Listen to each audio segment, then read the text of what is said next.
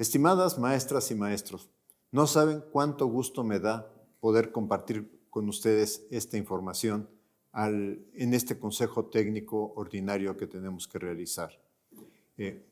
Uno de los retos que tenemos en este momento es acercarnos al plan de estudios 2022 que está aprobado y ver cómo vamos a poderlo llevar adelante. En primer lugar, quisiera decir cuáles son las razones por las que tenemos que cambiar la escuela.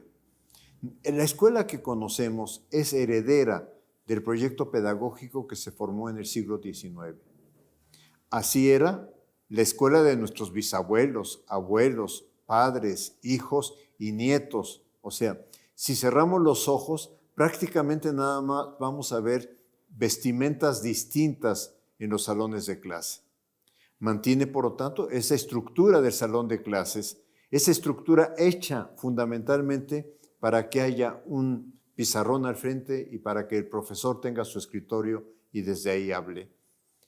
Insiste en un plan de estudios organizados por materias, un plan de estudios que todos conocemos porque así lo llevamos, donde se respetan los contenidos, donde la lógica de la disciplina es muy importante, pero sobre todo que hay dificultades para aprender los temas, porque estos temas, en estricto sentido, no se vinculan con la realidad.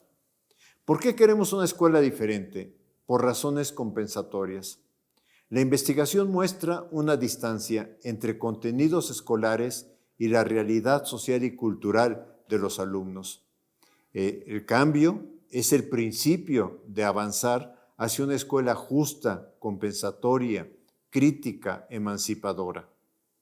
Quienes no están en la escuela, quienes han huido de la escuela, quienes decidieron no seguir en la escuela, fueron fundamentalmente porque la escuela los expulsó, porque el sistema educativo los expulsó al no reconocer su potencial y de alguna manera están fuera porque se castigaron sus debilidades para poder acoplarse a lo que la escuela se supone que tiene que lograr.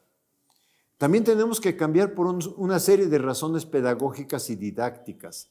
Existe un debate pedagógico nacional e internacional muy vivo, muy significativo, y podríamos decir que este plan de estudios es la primera ocasión en que retoma a fondo temas pedagógicos, porque en el siglo XX la psicología desplazó a la didáctica. La psicología logró explicaciones sobre procesos de aprendizaje, y estos son importantes, pero se desplazó el entender cuáles son los procesos y cuáles son los procesos de formación que tiene que tener la escuela. También estamos buscando romper con las lógicas que siguieron otros cambios curriculares en donde se seguían las pautas que los organismos internacionales establecen a través de sus investigaciones. Pautas que tienen sus fundamentos, pero que reconozcamos son inadecuadas para el caso mexicano. El proyecto que estamos presentando constituye una propuesta de mayor profundidad a la impulsada por Torres Bodet en los años 60 del siglo pasado.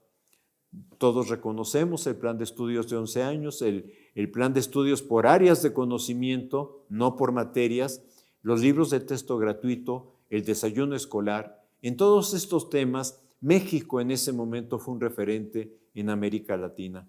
Y de alguna manera, con este proyecto curricular, buscamos que vuelva a ser un referente. Y también porque necesitamos romper con el proyecto de formar para la unidad nacional, que supone que hay una mexicanidad y que al mismo tiempo desconoce, descalifica las diversas formas de ser mexicano, las diversas culturas que forman identidades mexicanas en un sentido amplio. Transformar este plan de estudios reconoce que nosotros los docentes somos profesionales de la formación y del aprendizaje y que como todos profesional tenemos autonomía que de hecho hemos ejercido para trabajar con nuestros estudiantes y capacidad de tomar decisiones fundamentadas sobre aquello que hacemos con los estudiantes. El plan de estudios instaura, y este es un elemento central, una vinculación escuela, comunidad, territorio. Reconoce que cada escuela es única, que no hay dos escuelas iguales, que cada escuela tiene sus circunstancias y sus procesos y sus problemas. En ese sentido, la escuela está en un contexto específico.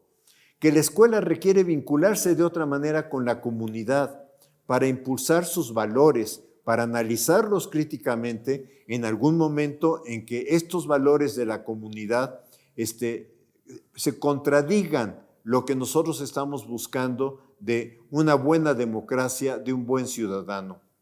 La escuela abierta a lo que es más allá de sus bardas, porque si bien las bardas fueron creadas para proteger a los niños, hoy también las bardas están hechas para cerrar que la realidad entre y también invada el trabajo de la escuela.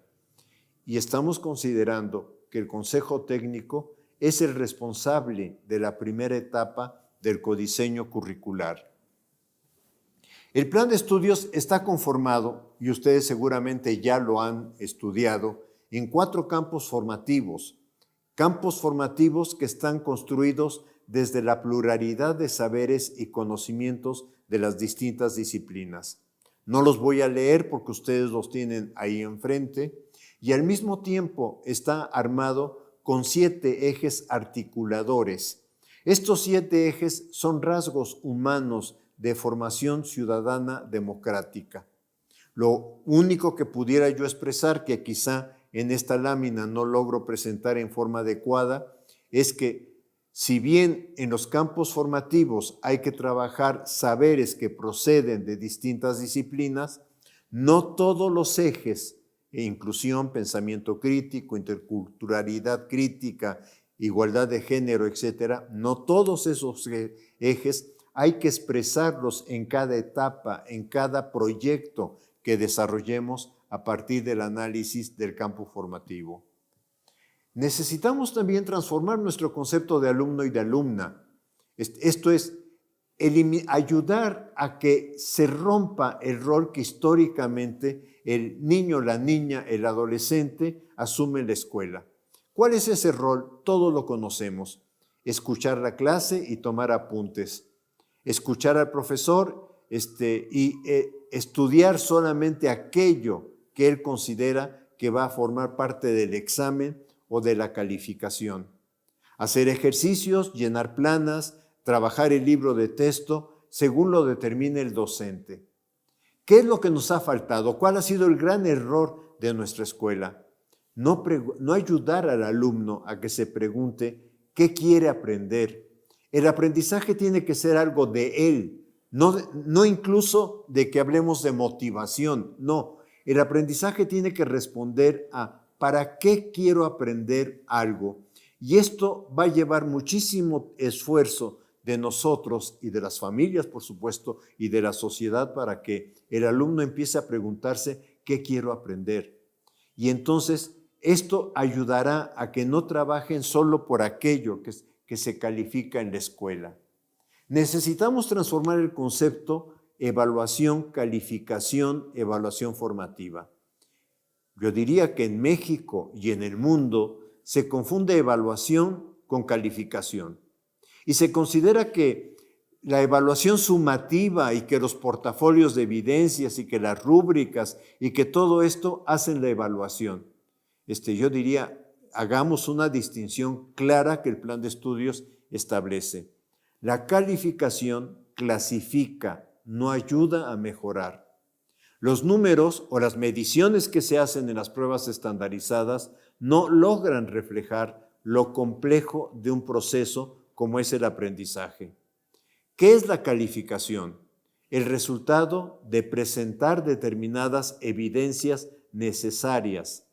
Pueden ser tareas, ejercicios, reporte de proyecto o en secundaria el reporte de un laboratorio, exámenes periódicos murales, representaciones en la comunidad o cualquier otra actividad que podamos considerar que refleja el aprendizaje.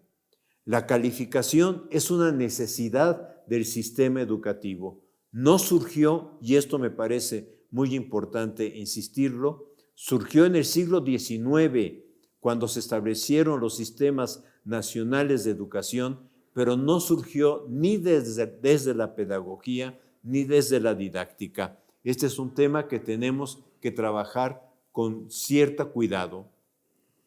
Tenemos que buscar cómo logramos establecer una evaluación formativa. Yo aquí sigo mucho la didáctica francesa y en ella se plantea que la finalidad de la evaluación formativa es retroalimentar.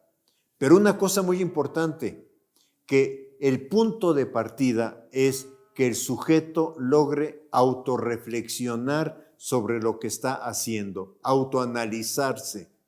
El riesgo de la evaluación formativa es rigidizarla, porque al rigidizarla, al ponerle formatos, lo que vamos a hacer es impedir que fluya. Por eso el autor que estoy siguiendo, Scallon, propone impulsar mecanismos informales. Y esto va a ser un reto para ustedes, porque son ustedes los que tienen que construir con sus alumnos esos mecanismos informales. Por eso buscamos evitar una sobrecarga de acciones para realizarla. Evitar sanciones a partir de lo que el estudiante diga como evaluación formativa. Y por eso la evaluación formativa, como criterio que plantea este autor, necesita asumir una dimensión personal. Necesitamos un tema que va a ser complicadísimo, pero que tenemos que empezar a trabajar en él, que es cómo avanzar en colaborar en que los padres de familia, los tutores y la sociedad empiecen a considerar de otra manera lo que tiene que hacer la escuela. La relación escuela-comunidad-territorio involucra a los padres de familia. Los padres de familia y tutores ingresaron a la escuela en la pandemia. Ahora cuidemos que no se retiren de la escuela, que sigan apoyando. Y esto implica que nos pueden colaborar para ir identificando aquellos problemas que se encuentran en el entorno de la escuela, sea el mercado, sea el tránsito a la escuela, sea la siembra o en los medios. Esto es lo que puedan los padres de familia decir de lo que se publica, de lo que se dice sobre un determinado tema. Podría ser sobre la guerra Rusia-Ucrania, podría ser sobre la contaminación en determinadas ciudades, sobre los problemas del agua, etc. Y en algún caso, si los padres de familia cuentan con datos, lo que pueden encontrar en WhatsApp que pueda ayudar a la escuela. En este sentido, estamos trabajando en pensar una noción diferente de aprendizaje en la escuela y una noción diferente de libro de texto. El libro de texto como algo que ayude, pero encontrar también que la realidad puede ser un libro. Involucrarse también, necesitamos que la familia se involucre, que se continúe apoyando a sus hijos, fundamentalmente ayudándoles a formular preguntas. ¿Por qué? Y no a conformarse con la primera respuesta que encuentran, sea en un libro o sea cuando googlean información. Cambiar su percepción de lo que esperan de la escuela, que la escuela pueda realizar. Y fundamentalmente aceptar otro medio de comunicación sobre sus hijos, de lo que sus hijos hacen en la escuela, que no sea la tradicional boleta de calificaciones. En este sentido, el cambio que buscamos se orienta a restaurar un circuito escuela, comunidad, territorio como punto de partida y punto de llegada de los saberes. Buscar que el estudiante aprenda a entender la realidad, no para repetir las frases que vienen en los libros, sino para decir, lo que yo veo en la realidad, puedo afirmar tal cuestión. Tema que si vemos los niños desde preescolar, de primaria, pueden a través de sus dibujos demostrar, pero que poco a poco los vamos obligando, orillando a que nos repitan lo que dicen los autores. En este sentido, buscamos analizar críticamente la realidad, lo que Freire plantea, leer el mundo, buscar una síntesis incluso entre el saber del sentido común y el saber sistemático. No es que neguemos el sentido común, pero puede ser el punto de partida, bien sea para fortalecer o para argumentar este es lo que se afirma a través del sentido común, o bien sea para contradecirlo y encontrar que hay otras explicaciones mucho más abarcativas, mucho más explicativas que la que el sujeto tiene en ese momento. Leer el mundo críticamente en sus diversos planos, ciencias naturales, imbrincadas con las ciencias, con el apoyo del lenguaje y del pensamiento matemático. Esto nos ha llevado a reconstruir el currículo, buscando una graduación entre saberes y problemas, y pensando que cada docente, cada colectivo docente, tiene que repensar la forma como ha aprendido a trabajar con los estudiantes y tiene que repensar nuestra propia historia docente. Esto significa también buscar una transformación en la estructura del salón de clases. Tenemos que encontrar una forma de que los estudiantes no estén en serie, no estén uno detrás de otro, donde el auditorio, la clase se convierte en un auditorio y solo vemos la nuca del compañero. El plan de estudios, sabemos que no hay recursos económicos para cambiar las aulas, pero reconozco que hay mucha creatividad en los docentes para reorganizar lo que se hace en el salón de clases de otra manera. La estructura del plan de estudios que presentamos apunta a lo que se llama un currículo deliberativo. ¿Por qué deliberativo? Lo trato de presentar en la parte inferior que está más en café con curvas rojas, porque la SEP da una orientación que es el plan de estudios, pero esta orientación que no puede definir lo que pasa en cada escuela, las condiciones de cada escuela, que no puede definir qué puede hacer cada uno del más de 1 millón de maestros que tiene este país, tiene que pasar a ser leído, a ser interpretado por el colectivo docente en el Consejo Técnico Escolar. Y que en este proceso de interpretación, de reconocimiento de cuáles son los problemas del contexto escolar, cuáles son las situaciones de los alumnos, el colectivo docente vaya armando los proyectos de trabajo que tenga que realizar entre un consejo técnico y otro. A esto le estamos llamando currículo deliberativo, codiseño curricular. De esta manera, el codiseño se inicia en esta reflexión que hace el consejo técnico, que le permite planear por proyectos cada etapa, elegir los problemas eje que considere para ir avanzando hacia el programa analítico, cuya primera etapa se hace en el consejo técnico. Posteriormente, cada docente va a enriquecer esos proyectos interpretándolos, adecuándolos a la realidad de su grupo escolar, incorporando contenidos que consideren relevantes. También tenemos que ir desarrollando experimentaciones en nuestra práctica para ir complementando el programa analítico. Posteriormente, estos elementos nos ayudarán a retroalimentar el plan de estudios. Entonces, el plan de estudios yo diría que está concebido como una dialéctica de arriba a abajo. La SEP hace la orientación, pero también esperamos con mucha, expectativa, esto que puede ser el currículo de abajo arriba, esto que ustedes pueden aportar diciendo estas partes curriculares tienen que completarse, tienen que construirse, tienen que reconstruirse de acuerdo a nuestra experiencia. En este sentido, yo diría que estamos armando un proyecto curricular abierto.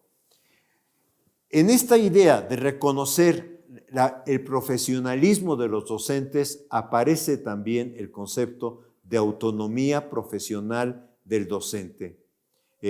Quiero decir una cosa, cuando un cirujano entra a un quirófano, no encuentra una lista que diga, si usted va a hacer una cirugía del aparato digestivo, los pasos que tiene que seguir son estos. Pero si enfrente dice, si va a hacer la cirugía de corazón, los pasos a seguir son estos. El cirujano tiene autonomía para tomar decisiones y esto es lo que queremos reconocer en el trabajo colectivo del Consejo Técnico Escolar, en la academia de docentes o en lo que realicen los docentes, para que puedan analizar y discutir los temas que consideren fundamentales del plan de estudios, para que puedan discutir también cuál es el contexto de su comunidad donde está la escuela y qué retos tiene que afrontar, porque no necesariamente todo lo que rodea la escuela, hablemos de alcoholismo, hablemos de drogas, hablemos de otro tipo de situaciones de la escuela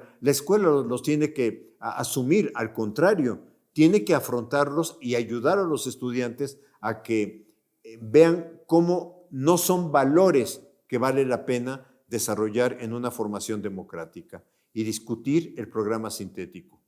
En este programa colectivo del Consejo Técnico se inicia el codiseño curricular, que es la primera etapa del programa analítico. Esto es, el Consejo Técnico selecciona en sus discusiones los temas relevantes que afectan a la comunidad y analiza cómo los puede vincular con el programa sintético. Y de ahí elige o sugiere algunos proyectos viables a realizar entre un consejo técnico y el siguiente. En su caso también puede reordenar los contenidos e incluso estamos pensando que puede integrar otros contenidos que emerjan del contexto donde está la escuela al programa sintético. Muy claramente lo entendemos con las comunidades que tienen una lengua originaria, pero no solamente se circunscribe a estas situaciones. El Consejo Técnico posteriormente, en un siguiente consejo, tendrá que analizar, valorar lo que se pudo realizar, los problemas y dificultades del trabajo que enfrentaron y de alguna manera proyectar el trabajo para el siguiente Consejo Técnico. Ya con estos elementos, el docente requiere completar el codiseño curricular en función de las condiciones de su grupo escolar. En este sentido, pensamos, al docente le corresponde hacer la planeación de su secuencia didáctica e integrar en esta secuencia algunas ideas para la evaluación formativa y lo que estoy denominando aquí los entregables para la calificación. Este es un intento de diagramar lo que estamos pensando en este momento para la tercera fase, que como ustedes saben es primero y segundo de primaria. Es, por una parte, en la parte inferior de este arbolito se encuentran algunos problemas, no los problemas, en esto quiero enfatizar, algunos problemas que nosotros estamos pensando como ejemplificación de lo que puede tomar como base el trabajo que van a hacer ustedes en el Consejo Técnico, que puede ser de la familia, de salud y alimentación, de violencia o paz, el cambio climático, el agua, la violencia, los derechos, pero insisto, son ejemplos, no son los problemas, y en esto sí quisiera ser enfático. Y tenemos tres grandes ámbitos disciplinares en los que hay que avanzar, que son los lenguajes, y en este caso es lectoescritura, donde tenemos que iniciar, que puede ser en lengua originaria o en lengua de señas o en lengua o en el español, obviamente. Un acercamiento a la cultura, por eso se coloca aquí familia, pero en realidad la cultura primera que tiene el alumno es aquella que lo rodea, es lo que está en torno de su escuela.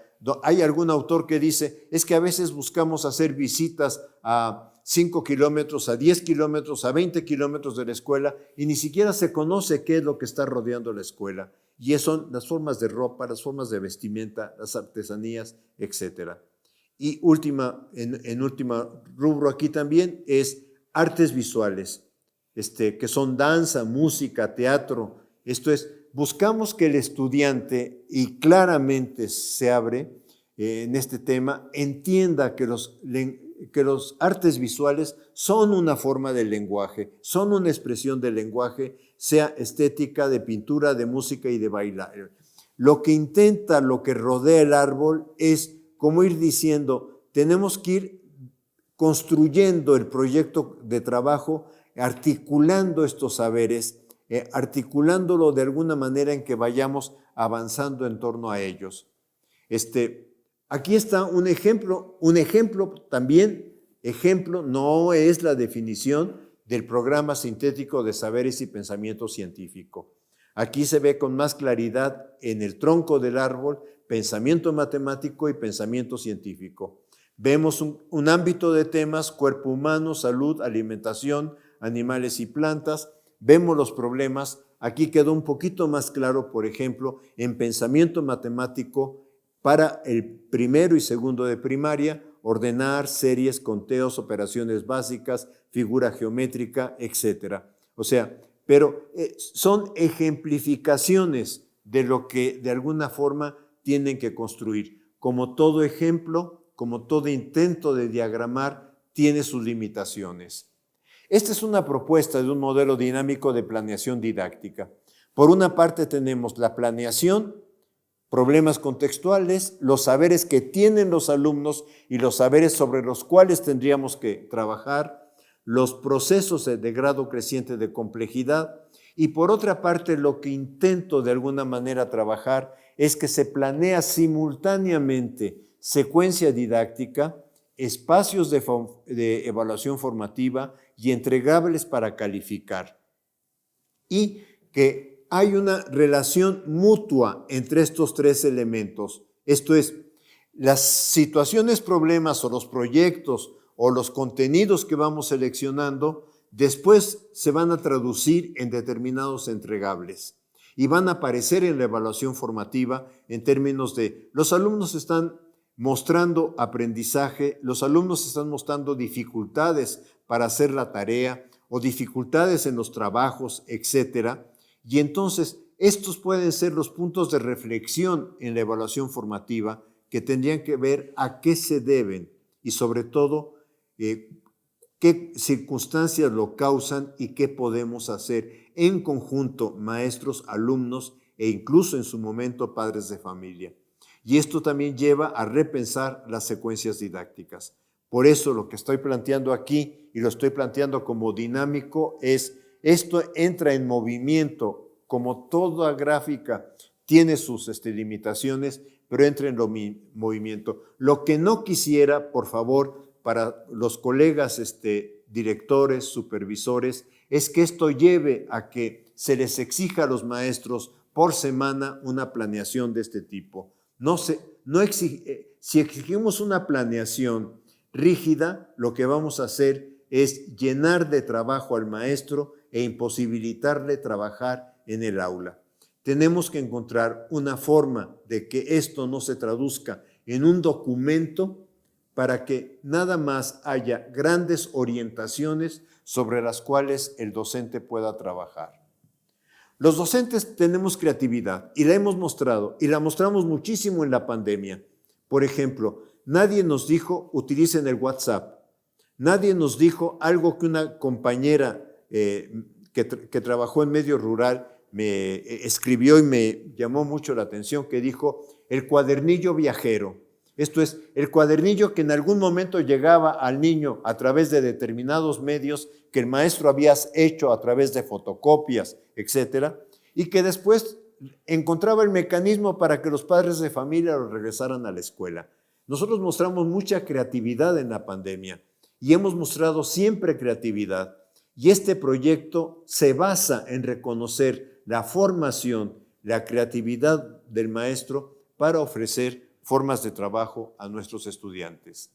No quisiera terminar sin formular algunas posibles, y también insisto, posibles preguntas generadoras desde la perspectiva de Freire. O sea, utilizando el concepto de palabra generador de Freire, intentando llevarlo a lo que tenemos como reto en el Consejo Técnico.